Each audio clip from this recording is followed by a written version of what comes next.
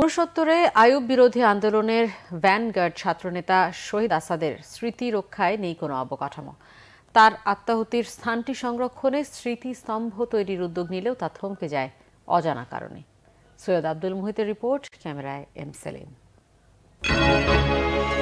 1969-এর 20 জানুয়ারি বাংলাদেশের স্বাধীনতা ও গণতন্ত্রের ইতিহাসে শহীদ আসাদের আত্মত্যাগ মনে করিয়ে দেয় স্মরণীয় এক ইতিহাসকে।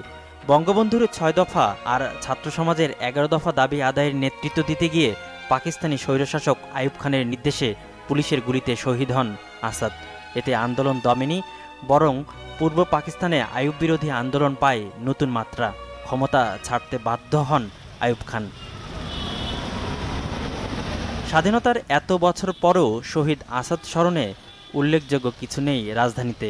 পাকিস্তান আমলে আইয়ুব গেট আসাদ গেটে নামকরণ করা হলেও সেটি পড়ে আছে অবহেলায় আর অযত্নে।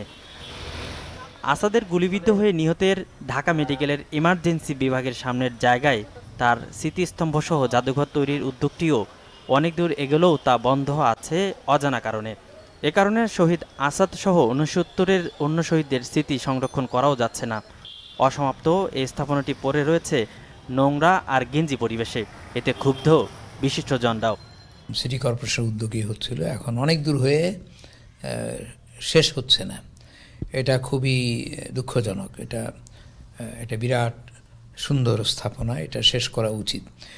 তা না হলে এই আশেপাশের এলাকা, ওই পুরো এলাকাটাই এখন খুব একটা দৃষ্টিনন্দন নয়। আমাদের তো দুর্ভাগ্য হচ্ছে যে আমরা আমাদের শহীদদেরকে ওই শহীদ দিবসের দিন স্মরণ করি, এর বাইরে আমরা স্মরণ করি না। বীর যোদ্ধা নেপোলিয়ন, এখনও নেপোলিয়নকে তারা সেভাবে রিগার্ড করে এবং সেভাবে তার মূর্তি স্থাপন করে রেখেছে, তার মিউজিয়াম আছে, ইত্যাদি ইত্যাদি সবই আছে। তো এই ধরনের ঘটনা আমরা এখন পর্যন্ত করতে পারিনি। যথাযথ কর্তৃপক্ষ উদ্যোগ নিলে 69-এ আইয়ুব বিরোধী ইতিহাস জাতিকে জানানো সম্ভব বলে মত তাদের।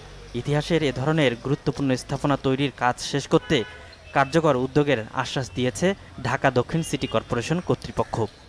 শহীদ আসাদ হচ্ছে আমাদের একটা প্রেরণা। শহীদ আসাদের স্মৃতি রক্ষার জন্য যে গেট নির্মাণের পরিকল্পনা করা হয়েছিল, আমরা দেখেছি একটা স্মৃতিস্তম্ভ করা হয়েছিল, সেটা কিছুটা কাজ হয়েছিল। এখন কেন এটা স্থগিত বন্ধ হয়ে আছে এই বিষয়টা আমরা দেখি ইঞ্জিনিয়ারিং ডিপার্টমেন্টের সঙ্গে আলোচনা করব এবং এই কাজটা যেন এটা তার স্মৃতি রক্ষার্থে এই কাজটা যেন দ্রুত সমাপ্ত করা যায়, সেই জন্য আমরা প্রয়োজনীয় ব্যবস্থা নেব। ঢাকা মেডিকেলের ইমার্জেন্সি গেটের একেবারে সামনে শহীদ আসাদের স্মরণে স্মৃতিস্তম্ভ তৈরির উদ্যোগ নেওয়া হলেও আজ পর্যন্ত তা শেষ করা যায়নি। ফলে গুরুত্বপূর্ণ ও রাজনৈতিক ইতিহাস সমৃদ্ধ এই জায়গাটি এখন নান্দনিক হওয়ার পরিবর্তে অবহেলা আর গেঞ্জি অবস্থায় পড়ে আছে।